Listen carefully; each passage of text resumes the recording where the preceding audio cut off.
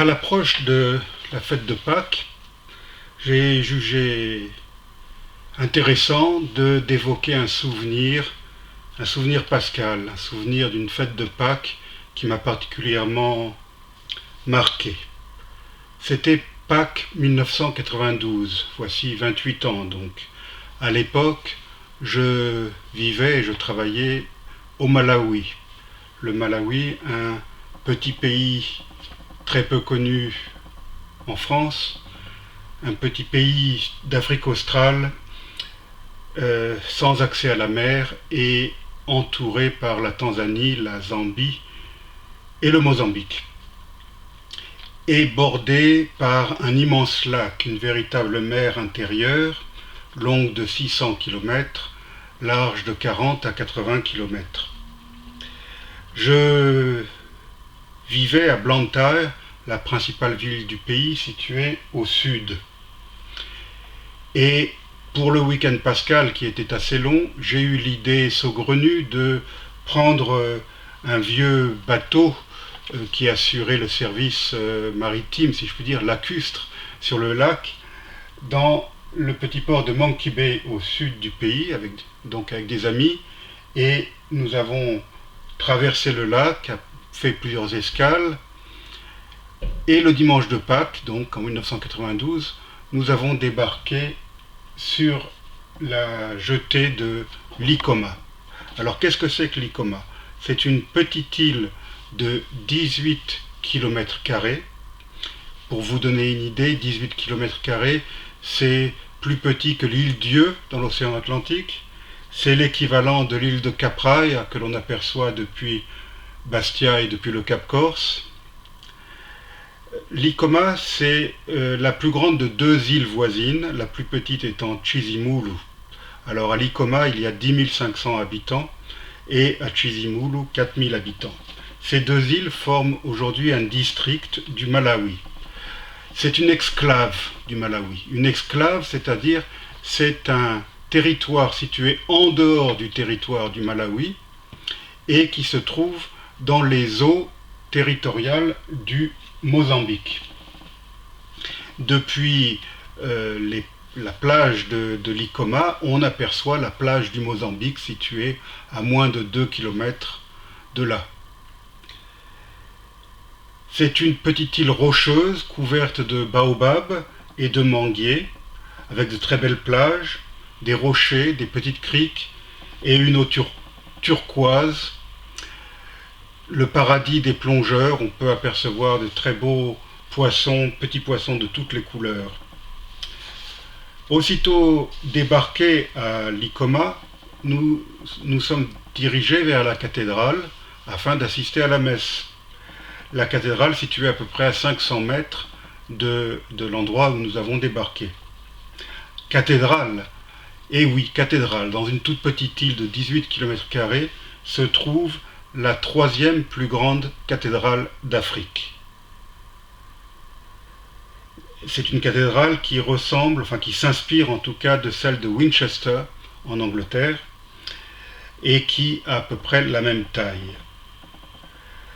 Pourquoi y a-t-il une cathédrale dans un endroit aussi perdu?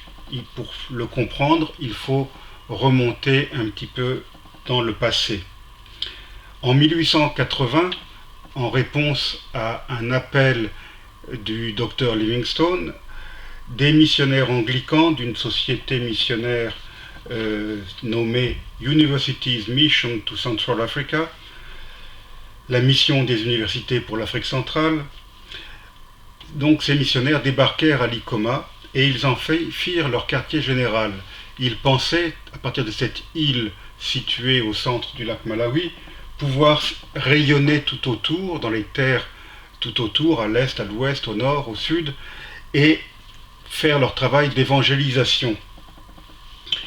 C'est ainsi qu'en 1903, ils posèrent la première pierre de la cathédrale, donc la cathédrale Saint-Peter, Saint-Pierre, qui fut consacrée en septembre 1905 et achevée en 1911.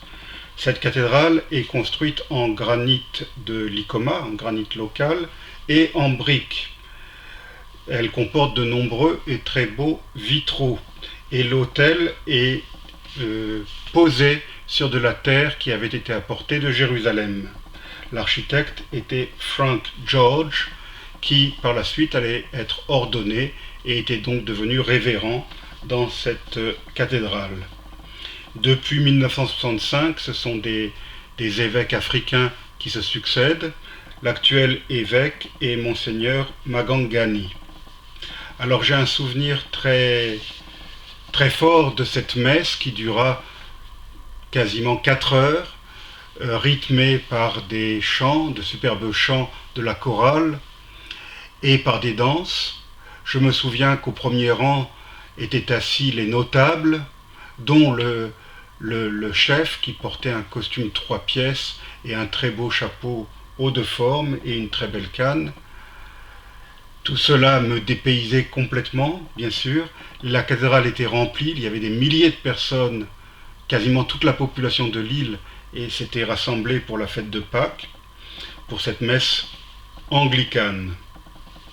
La population est d'ailleurs très accueillante, très chaleureuse, et nous avons passé un très agréable séjour, 2 ou 3 jours, sur cette petite île avant de reprendre le bateau pour le continent.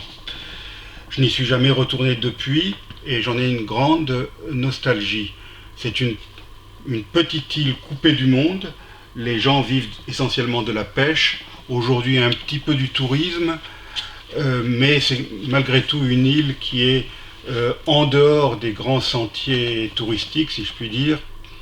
Donc l'objet de mon propos, c'est d'encourager ceux qui m'écoutent à découvrir le Malawi lorsque le confinement sera terminé et de découvrir cette petite île qui n'est pas facile d'accès. Depuis que j'y suis passé, un terrain d'aviation a été construit, mais malgré tout, ça reste une île difficile d'accès.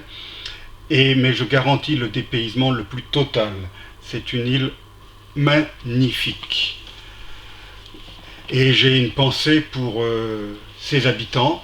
Je me demande si le virus va arriver ou pas dans cette île. J'espère que non.